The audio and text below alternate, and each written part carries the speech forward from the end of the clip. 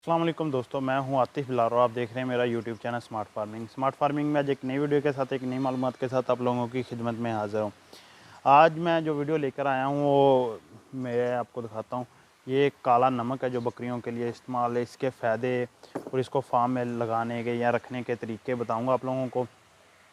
अब दोस्तों से रिक्वेस्ट है कि चैनल को सब्सक्राइब करें, वीडियो को लाइक एंड शेयर करना मत भूलें। सब्सक्राइब के पास बाद जो बेल आइकन का बटन है उसे ज़रूर प्रेस कर दें ताकि आने वाली हर वीडियो का नोटिफिकेशन आप तक पहुंचते रहे। तो इस वक्त आप मेरे हाथ में देख सकते हैं ये काला नमक है।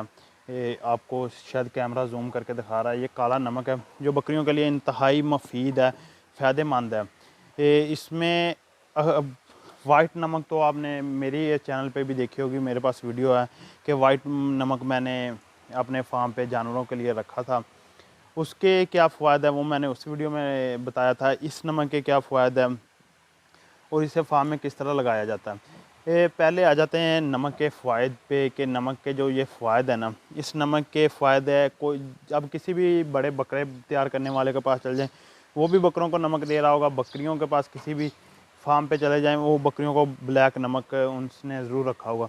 ये इन बकरियों के निज़ाम को बेहतर रखता है। जो भी वो खुराक करते हैं उसे अच्छी तरह यानी कि हज़म करने में जानवरों की मदद करता है। इसमें और काफ़ी ज़्यादा मादनियात सॉरी दूसरे विटामिन्स होते हैं, मिनरल्स काफ़ी ज़्यादा मिनरल्स होते हैं नमक में, ब्लैक नमक में भी और वाइट में। इसे काला नमक बोलते हैं। ये भी आपको बड़े-बड़े ये पीसेज़ में मिल जाता है जिस तरह वाइट नमक। इसको आप इजीली अपने फार्म पे हैंग कर सकते हैं, टांग सकते हैं। ये वैसे रखने को तो खुरलियों में भी चारे वाली रखा जा सकता है, लेकिन उसके कुछ नुकसानात ये है कि जब खुरली में ये नमक रखते हैं ना, तो जानवर अगर खुरली के अंदर चला जाए वो पेशाब करता है, गीला हो जाता है। दूसरा जब चारा डालते हैं तो ये चारा इसको लगता है गीला चारा, फिर भी ये नमक ख़राब होता है। इसके लिए हमने बेहतरीन सलूशन जो निकाला है वो हम फार्म के अंदर नमक को मतलब टिका देते हैं। बकरियों को जब भी ज़रूरत होती है वो जाके से खाती हैं। खाती तो नहीं, खैर इसे अपनी ज़ुबान के साथ चाटती हैं वो, और इससे वो अपनी जो ज़रूरियात होती है वो पूरी करती है। ये नमक जो भी बकरी मतलब इस्तेमाल कर रही होती है ना, खा रही है, वो पानी खुद ब खुद ज़्यादा पीती है, निज़ाम चारा ज़्यादा खाती है। या इस तरह के आप मतलब वाइट नमक और सफ़ेद नमक फार्म में रखेंगे तो अब अगर आप फार्म पे मसाले का इस्तेमाल नहीं भी कर रहे हैं ना बकरियों में, तो फिर भी मतलब कोई मसला नहीं है। जानवर खुद ब खुद वो निज़ाम उनका बेहतर रहता है। अक्सर औक़ात आप जानवरों को चारा हज़म करने के लिए जो मसाले देते हैं वो देने की ज़रूरत नहीं पड़ेगी।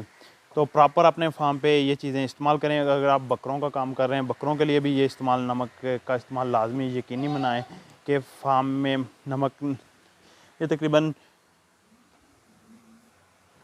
तो ये मतलब बकरों के लिए भी इस्तेमाल किया जा सकता है। जो बकरे आप कुर्बानी के लिए इस्तेमाल के तैयार कर रहे हैं उनको ये प्रॉपर दें। जानवरों को जो बच्चे हैं उन्हें दें।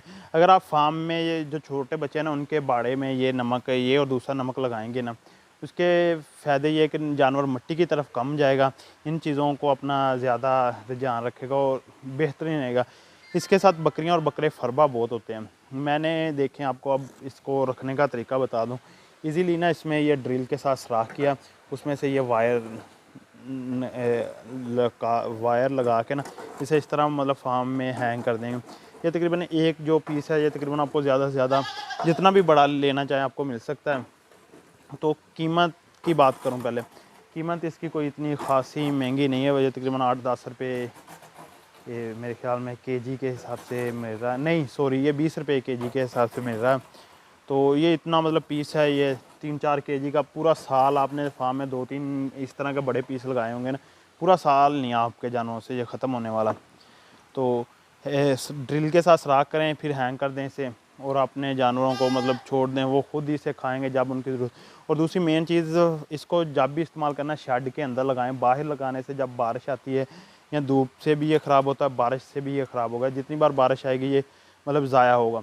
इसलिए अपने शेड के अंदर मैं आपको दिखाता हूँ जाके वीडियो में कि शेड के अंदर मैंने किस तरह हैंग किया हुआ। ये भी वाइट नमक भी ये भी मैंने हैंग करने लगा था, तो सोचा क्यों ना आप लोगों के साथ इसकी वीडियो शेयर करें।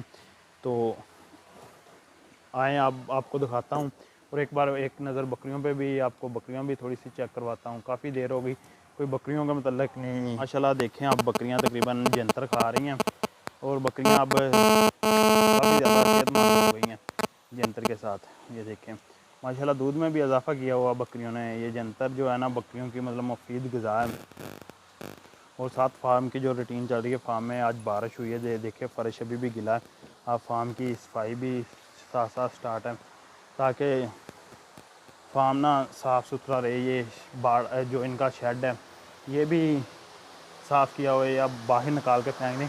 जिस तरह ये नमक ना हैंग किया हुआ, देखें ये नमक हैंग किया हुआ है ना, बकरियां खुद आएंगी इसे खाएंगी।